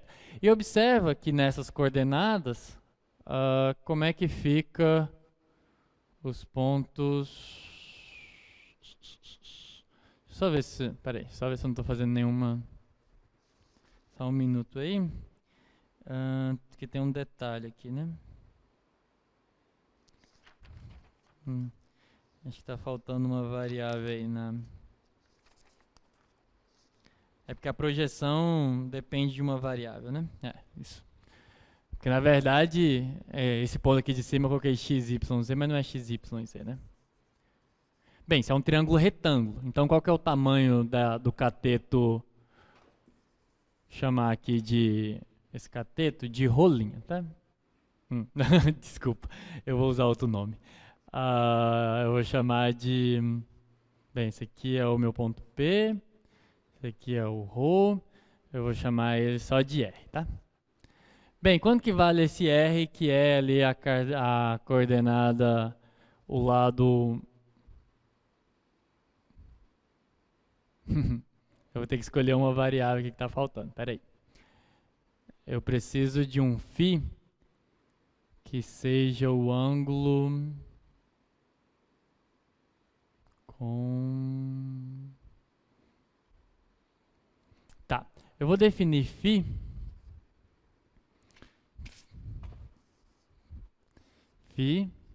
vou começar com ele. Φ é o ângulo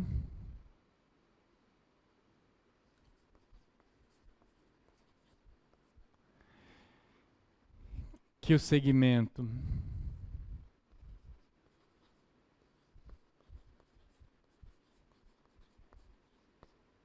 que o segmento 0P forma com o eixo Z. Tá? Deixa eu apagar esse daqui que eu já tinha escrito. Nem precisa apagar, eu só faço em branco. Esse segmento que vai da origem até o ponto P, ele forma um ângulo. Esquece agora esse plano x e y e pensa só que como ele vai da origem até P, se eu considero essa reta, que é o eixo Z, ele vai ter um ângulo aqui embaixo, que é um ângulo que eu vou chamar de φ. Quando eu tenho esse ângulo φ, que é exatamente essa definição dele, eu consigo calcular quem que é o R. Por isso que eu estava fazendo na ordem ao contrário, né? Aí eu sei quem que é o R, porque se o φ é esse ângulo, eu olho para esse triângulo retângulo, a hipotenusa dele vale ρ, porque é a distância de P à origem, a hipotenusa vale ρ. Então esse tamanho que é aqui embaixo é o mesmo que está aqui em cima, ele vale seno ρ vezes seno de φ. Vocês estão conseguindo ver isso com esse desenho? O que é que eu separo? Eu estou basicamente assim, né? Aqui está a origem.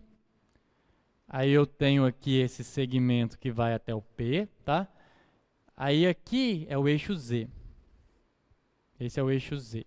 Então, existe um ângulo φ, que é esse daqui. E aí quando eu olho, aqui é a altura Z, né? Esse é o tamanho, esse aqui é o Z do ponto, chamar de Z0. E aí eu quero saber qual que é o tamanho desse lado, tá? Porque é exatamente a projeção no eixo X, quando você completa esse retângulo aqui. Eu quero saber esse tamanho, porque é exatamente o tamanho que eu tenho aqui em cima. Então, o φ é o ângulo formado pela origem até P com o eixo Z. Então, esse é esse ângulo aqui de baixo.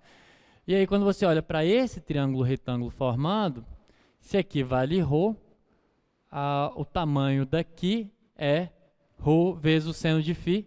Lembrando que seno é cateto oposto sobre a hipotenusa. Tudo certo até aqui? Todo mundo entendeu? Tudo ok. Então tá bom. Então R é o ρ cosseno de φ. E agora sim, agora eu caio no plano x e y, sei o tamanho desse, e aí eu sei quem que é o x e o y. Porque aí é coordenadas polares, tá? Agora eu estou no plano R2, normal, com esse raio novo aqui, que é o raio R. Então o x é esse raio. Eu poderia escrever R cosseno θ. Θ é esse ângulo aqui mesmo, tá? Eu estou no R2, então tem um ângulo formado com o semi-eixo 0x, então ele é R cosseno de θ, mas aí eu posso reescrever isso como sendo ρ seno de φ cosseno de θ. Aí o y, mesma coisa, agora eu estou no plano x e y, esse é o meu novo raio, então seria R seno de θ, mas isso é ρ seno de φ e seno de θ.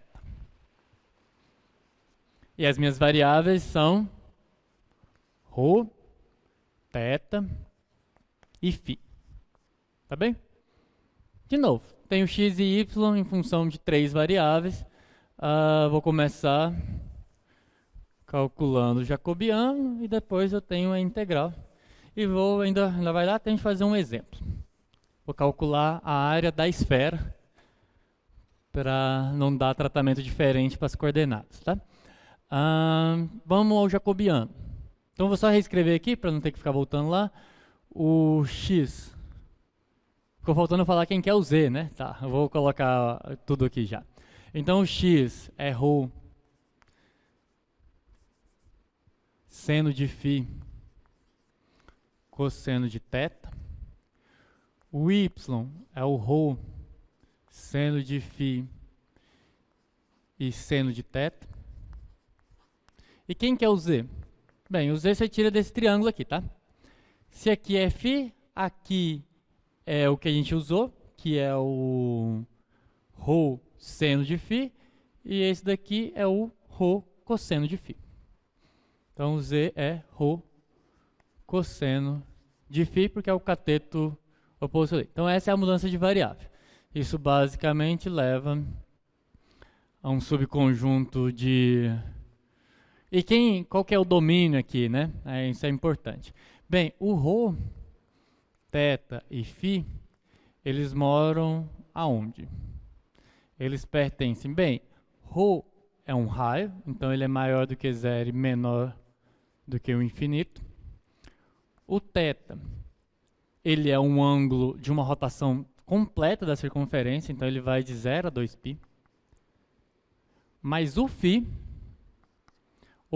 é o ângulo formado, eu só considero de um lado, tá? Para pegar a esfera toda, eu não preciso que o φ dê a volta completa, basta que ele vá de menos π sobre 2 até π sobre 2. Fechado nos dois agora. Vocês conseguiram entender que qualquer ponto... na verdade... Isso. Qualquer ponto, tá? Aqui no eixo XY eu dou a volta completa. Mas em relação ao Z, eu só saio de menos π sobre 2, que é o caso lá embaixo. Na verdade, tá deslocado. Eu poderia considerar esse segmento, mas se eu começar a calcular lá de baixo, ia dar problema com a minha notação ali. Do jeito que eu escrevi é de 0 a π. Do jeito que eu escrevi tem que ser 0 a π, tá? Porque aí o 0 é aqui embaixo e o π é aqui em cima. Ah, professor, mas e se estiver lá do outro lado? Se você apontar aqui, não daqui, do jeito que você escreveu. É a mesma coisa, tá? Porque aí o ângulo que ele forma com o eixo Z, eu vou olhar esse ângulo lá atrás, tá? E de novo ele vai ir de 0 até π. Então é só aí mesmo que mora. Vocês têm que fazer, tem que desenha uma esfera, tenta imaginar um sistema de coordenadas passando pela origem, vocês vão entender que esse daqui basta ir do 0 ao π, tá? Aqui tem que realmente ficar imaginando a figura para você entender, mas na hora que vocês fizerem as continhas, vocês vão verificar que é esse o domínio. E aí ele vai no R3, todos os pontos do R3 podem ser dados nessas coordenadas. Quem que é o jacobiano dessa mudança de variável? Bem, as variáveis são ρ, θ e φ. E aí essa já é um pouquinho mais, a matriz é um pouquinho maior, né? Porque agora o x e o y tem todas as variáveis e o z tem duas delas. Quando você deriva em relação a ρ, fica seno de φ cosseno de θ. Essas continhas que eu estou fazendo aqui, pessoal, é só para convencer vocês que valem essas, tá? O que vocês vão precisar no final é só do módulo do jacobiano, que não é tão complicado não. Mas eu vou fazer a continha toda para vocês saberem de onde vem. Aí depois vocês derivam x em relação a θ. Então, derivada de x em relação a θ vai ficar o ρ. Como o aqui tem cosseno, vai ficar um menos. Então, vai ficar menos ρ seno de φ, é uma constante, e seno de θ. Aí, em relação ao φ, vai ficar ρ cosseno de φ cosseno de θ. Agora eu vou fazer para o y, tá? O y vai ficar meio que o contrário dessa, né? Quando eu faço em relação ao ρ, fica seno de φ seno de θ. Quando eu faço em relação ao θ, vai ficar ρ seno de φ cosseno de θ. Quando eu faço em relação a φ, vai ficar ρ cosseno de φ cosseno de θ. Aí aqui, quando você deriva o z em relação ao ρ, vai dar cosseno de φ.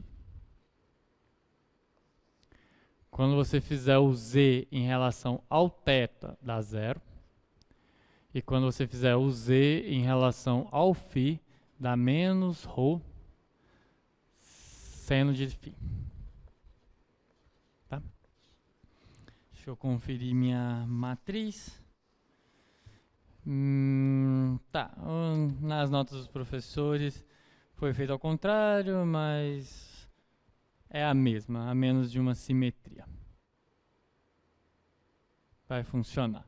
Se fizer a conta aqui, bem, aí aqui tem que falar, aqui a integral é um pouquinho mais complicado, né? Quer dizer, a integral não, o determinante é um pouquinho mais complicado, mas vai aparecer uns quadrados, tá? Vai aparecer algumas coisas vão se cancelar, os sinais estão compatíveis. Bem, por uma questão do tempo eu vou agilizar, o resultado disso daqui dá, no meu caso vai ficar menos ρ quadrado seno de φ. Tá? E a hora que eu passar o módulo vai ficar ρ quadrado seno de φ. O que vocês precisam lembrar é ρ quadrado seno de φ. É isso que aparece lá no módulo jacobiano. Para deixar no quadro, para deixar isso para eles um pouquinho.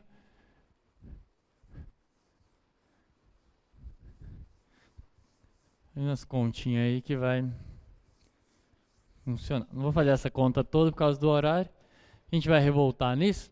Mas aí o que a gente obtém é que a integral nessas novas coordenadas, bem, eu pego a imagem de um retângulo, não precisa ser um retângulo, também posso fazer aquelas regiões gerais lá, mas a princípio vamos pensar num retângulo de uma função f de x, y, z, nas coordenadas x, y, z. O teorema de dinâmica de variável me diz que isso é a integral sobre r de f de ρ, seno de φ, cosseno de θ, ρ, seno de φ, seno de θ, ρ, cosseno de φ. E aí aqui aparece o módulo daquele determinante. Então aparece ρ ao quadrado seno de φ. E aí fica dρ.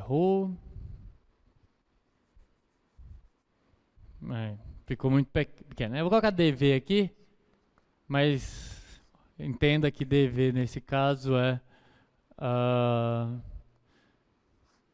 dρ, dθ, dφ. Vou fazer um exemplo. Nossa, o que parece? Parece que tem um menos do lado no quadro.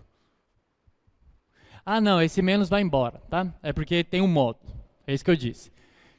Por isso que se você coloca a matriz jacobiana ou a transposta dela, você continua com o mesmo resultado, porque tem um módulo. Na fórmula da mudança de variável, o teorema, aqui tem um módulo, tá? Se tiver um menos lá, o menos vai embora por causa do módulo. Tá certo? Então tem um menos, não tem menos, quer dizer, na fórmula não tem um menos por causa daquele módulo. Entendeu? Tranquilo? Beleza. O que eu vou fazer? Eu vou fazer a integral da área da esfera. Fica parecendo, né? Nossa, mas eu vou colocar um ρ ao quadrado, um seno de φ. Isso vai dar muito mais trabalho do que calcular direto. Não, porque eu só vou usar isso quando essa substituição é interessante, né? Por exemplo, para calcular a área o volume de uma esfera. Bem, se você pensa numa esfera, por exemplo, a esfera dada pela equação x² mais y² mais z² igual a 2. Essa é uma esfera, tá? E aí você quer calcular o volume dela, usando integral tripla, você consegue calcular esse volume se você integra sobre essa região 1dv. Em coordenadas retangulares, isso seria difícil, né? Porque aí você colocaria o x para variar de menos raiz de 2 até mais raiz de 2, aí o y vai ficar em função. Se dá uma região toda complicada, ainda tem que lembrar que você não consegue colocar nenhuma dessas variáveis em função da outra, né? Então você teria que considerar só a parte positiva da esfera e multiplicar por 2. O jeito mais fácil é você indo pelas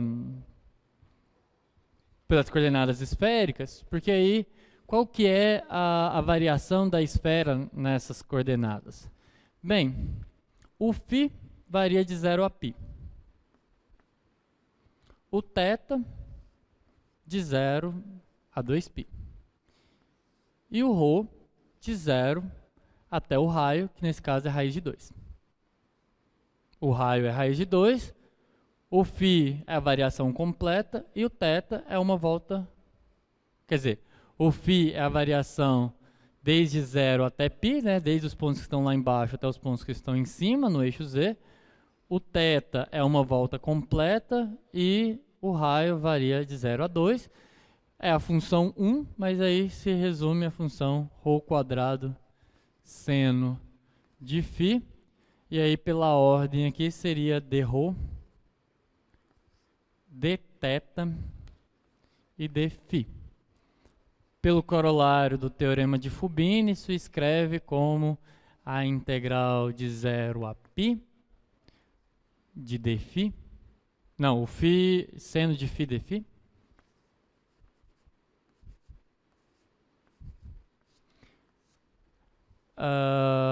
O θ é só o de 0 a 2π dθ, porque não aparece θ aqui.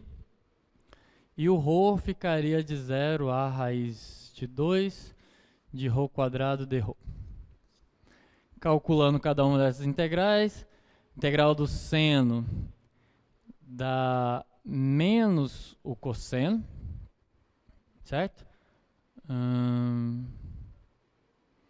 Integral do seno menos o cosseno, correto? Então vai ficar menos cosseno de π. Cosseno de π é menos 1, com menos fica mais. No zero seria menos cosseno, então mais cosseno. No zero dá 1, então aqui vem 2. Aqui é só o θ, então fica 2 vezes 2π. Vezes essa integral. ρ² vai dar ρ² sobre 3. No zero dá 0, então fica raiz quadrada de 2 ao cubo. Raiz quadrada de 2 ao cubo sobre 3. Bem, dá para simplificar algumas coisas, né? Vai ficar... Aqui vai ter um 2, que vai ficar 2 vezes a raiz quadrada de 2. Então, 2 vezes 2 vezes 2, 8. Π raiz de 2 sobre 3. Se vocês tentarem calcular essa mesma integral usando coordenadas retangulares, vocês vão ver que é muito mais difícil. Pode deixar um pouquinho no quadro aí, enquanto eu faço os últimos recadinhos. Deixa eu tentar não tampar, né? É bem mais difícil calcular essa integral em coordenadas simples, tá? Se vocês podem tentar, vocês vão ver a importância das coordenadas esféricas. Na próxima aula, então, acho que conseguiram entender o que é mais importante para fazer essas mudanças. É conseguir descrever regiões usando essas coordenadas. Isso é difícil até mesmo nas integrais em coordenadas retangulares, quando você pega uma região geral. Então essa é uma das grandes dificuldades. Mas feito isso, o que vocês precisam lembrar é, se eu vou para a coordenada cilíndrica, eu adiciono um ρ, da mesma forma que nas coordenadas polares. E se eu vou para coordenadas esféricas, eu coloco ρ² seno de φ. Não tem menos, tá? Independente se você refizer a conta lá, tem um menos aqui. O menos vai embora porque tem um módulo. Entenderam? Acabei indo aí 7 minutos a mais, mas a gente fechou. E aí, bem, a gente vai ter sexta-feira para resolver exercícios, a gente vai ter segunda-feira para resolver exercícios, quarta-feira para resolver exercícios. Então a gente tem 3 dias de revisão. Não tem mais conteúdo. O que tem agora é que praticar essas mudanças de variável e calcular essas integrais, tá bem? O conteúdo da prova encerra aqui, coordenadas esféricas. Bons estudos a todos. O estudo dirigido vai ficar disponível aí provavelmente hoje à noite. Então seguem lá o passo a passo, faz o resumo. Agora é treino, e com certeza é treino, tá? Essas integrais, elas não são imediatas, assim, às vezes dá trabalho, principalmente quando você tem que fazer mudança de variável, porque você vai ter que identificar o φ, o θ. Então façam a lista, pratiquem bastante, que aí